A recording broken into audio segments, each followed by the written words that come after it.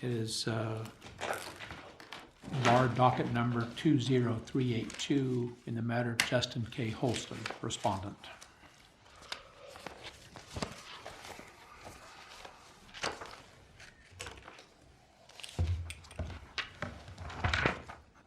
May it please the court, the Office of the Disciplinary Administrator appears by Kimberly Knoll, Deputy Disciplinary Administrator.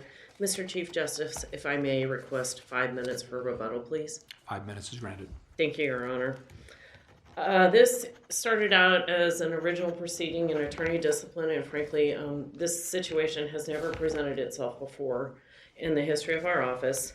There was a motion for an order to show cause for a temporary suspension filed at the behest and the instruction of a hearing panel. We started a panel hearing regarding Mr. Holsting's formal complaint, and during that hearing, Mr. Holston was asked by one of the panel members under oath when he had last consumed alcohol, and he replied it was Super Bowl Sunday. The hearing was actually 4 days after Super Bowl Sunday, so a period of 4 days had elapsed. And then the chairperson, Ms. Brunetti, actually halted the proceedings because of concerns that Mr. Holston was impaired during the hearing.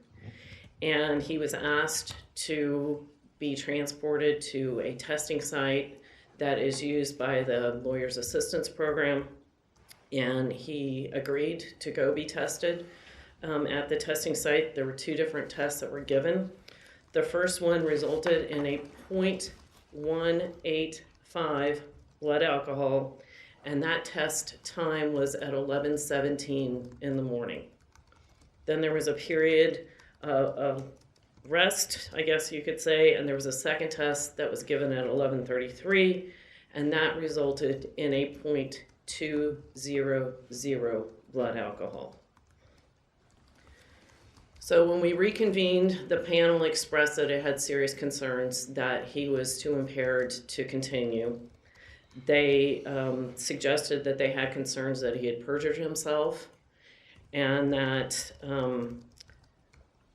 the hearing needed to be stopped, and the direction was for me to file the motion for the temporary suspension. There is a concern that appearing at your own disciplinary hearing impaired also presents a danger to the profession and to the public, and we believed it was incumbent upon us to bring it to this court's attention for determination of how we should go forward. So we would ask this court to issue an order of temporary suspension immediately, and we would also ask that the court consider a provision that the respondent be required to be tested for drugs and alcohol the morning of the hearing date that would be reset by the testing center that is used by KLAB to ensure that he does not appear again under the influence of intoxicants. Any further presentation? When would be the time that you would reset the hearing? Do you know? Or? I do not know. It would be obviously as expeditiously as possible. And the reality of this is, even if we reset it, say next week, and we got the final hearing report next week, we would not make your docket for the April-May docket. It would most likely be September-October, and I don't think that there would be a problem getting this reset in the intervening months. Any more questions? Thank you, counsel.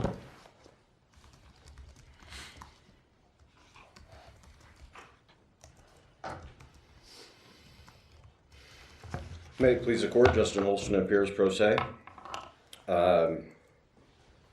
Not refuting the test results at all. It was a lack of judgment on my part. The last 2 years have been rather difficult. If you know my history, I didn't take the bar exam until close to 10 years after law school.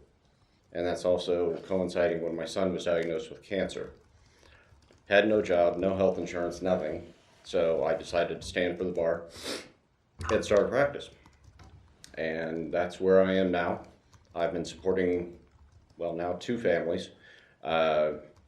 And It's been tumultuous. I have made the decision that I am going to start spinning down my practice. I have 2 divorces that are outstanding. One, we can't find the guy, he won't cooperate. And then one is a parenting time, and then one is probate. And I'm not taking any new cases at this time. Did you have any further presentation? I do not, Your Honor. Can you tell us what impact, if any, a temporary suspension would have on your practice that you say you're winding down? Well, I wouldn't be able to finish up the cases that I have because they're all very short term. That we should, I'm hoping, the divorces should be done, one should be done within the next month. The parenting plan should be done in 2 months. The probate case, now that I found the executor, is going to be done hopefully in the next 3 weeks. And then I'm looking for other employment at this time.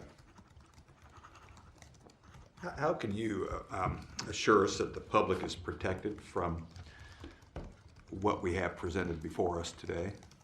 I mean, how did you get to the hearing panel in February? How did you arrive there that morning? I drove myself. Okay, which would indicate that you're a risk to the public. I just surmise, but where are we at right now? What assurances do we have if we were to allow you to practice that you're not a danger to the public? I would say I've learned a lesson. It was a lack of judgment on my part. I did not feel like I was impaired, but apparently I was. 0.20 and you don't feel like you were impaired? I did not. And I questioned my doctor why it would have gone up like that. What are you, sorry to be done. Go ahead. What are you asking the court to do? Not suspend it currently, finish the investigation, let me finish up the cases that I have, and then I'll probably make a decision whether or not I just want to represent the business clients that I have. I'm definitely not taking any divorces on anymore. They're just difficult to deal with. I'm confused because I thought you had 2 domestics and 1 probate outstanding, but you have business clients as well? Yes, but they're ongoing business clients. It's more of a consulting situation. It's not law practice? Sometimes it is, but usually it's not. I sit as the vice president of my best friend's business and also serve as legal counsel for him if he needs something, which we have not had a situation in probably 4 years that he needed to actually have counsel on. Otherwise, I've got other businesses that I discuss matters with, but most of the time it doesn't end up in a legal situation or in a court situation. Very, very rarely. Well, what are you doing to address your alcohol problem? Abstinence. And after the hearing, I got what it's called a SCRAM bracelet, if anybody's familiar with it. And it is 24-hour testing. And I wore that for 11 days. So this is a self-imposed That was self-imposed. abstinence and no other support? Family support. May I ask counsel one question real quick? If she can answer it. Okay. Do you have the results from the other drug test that I took? Sure do. Okay, because I would like to discuss that. Okay. So on February 15th, had a court hearing and Judge Matibi requested that I have a UA. And this is how long after the hearing panel? A couple of days, sounds like? Would have been almost 2 weeks. Okay. At the UA downstairs, I failed on opioids. And they asked, do you have any painkillers? I don't have any painkillers. I have Tylenol and Advil, and I haven't had to take them for quite a while. So I requested that it get shipped out. On Valentine's Day, since I am single, I made a really nice dinner, and the entire package of lemon poppy seed muffins, and I ate all of them. And I did some research. I talked to the doctor. I talked to the pharmacist. There's been no change in my medications, so not sure how they would spike.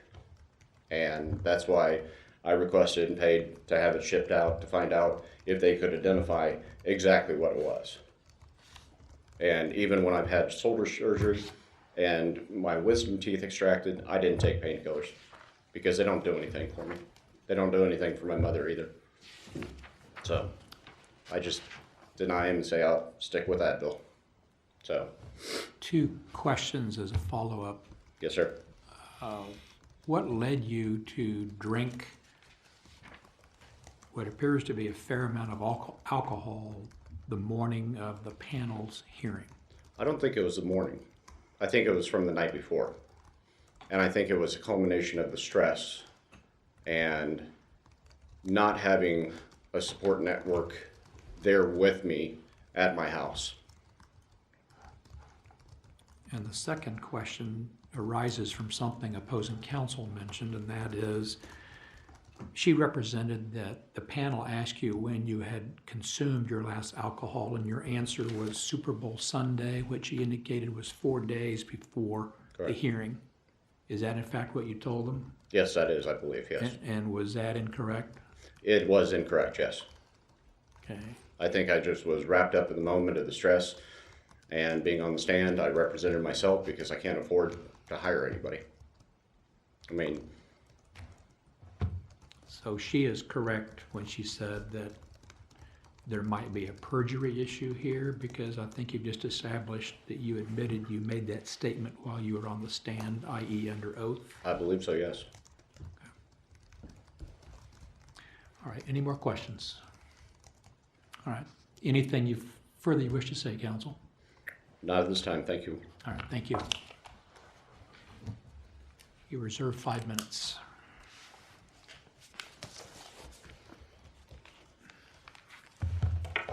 Since Mr. Holston brought up the secondary test result, I want to address that. He appeared 6 days after the hearing in Shawnee County District Court in a case that I believe is one of his domestic cases. And he was asked to be tested, and he agreed. And he tested negative for alcohol, but he tested positive for morphine. And I did not add it to the motion prior to this because I was not sure that it was relevant. It wasn't anything that had been presented to our panel. I don't know anything about, we haven't researched the amount and the lemon poppy seed muffin situation. I Googled it just as Mr. Holston indicated to me that he did. There is some things out there that indicate that it's a possibility, but I do not know. I do have concerns, however, going forward that his history, that you have a copy of the formal complaint, that one of the underlying issues was that he appeared in front of Judge Carlin impaired under some substance. Then he was to get treatment with K-Lab, and that is why we were at the hearing, because there was no follow-through. And then he appears at a 0.185, and then a 0.2 for his own hearing. And then he's tested 8 days later, and there is some other substance detected in his blood. Whether or not it impaired him or not, I'm not here to make that statement. But I do have concerns. The panel asked him about his treatment and what his plan was, and he indicated it was self-control.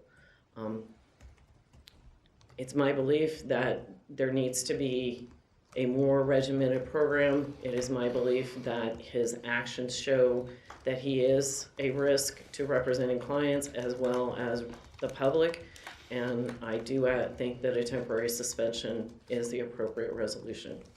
Do we know anything about why Judge Mativi asked for the testing?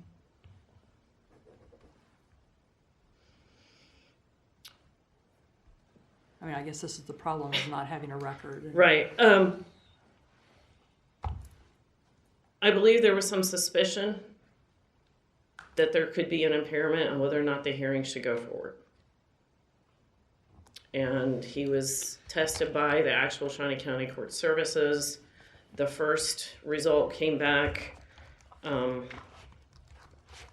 it was just one of those checklists, and it just said positive for OPI. And then it was sent off to Premier Biotech Labs, and there was an actual breakdown of exactly what the substances were tested for, not just the general opiate category, and it was a positive test for morphine. And that was based upon a UA. His breath test, like I said, was negative for alcohol.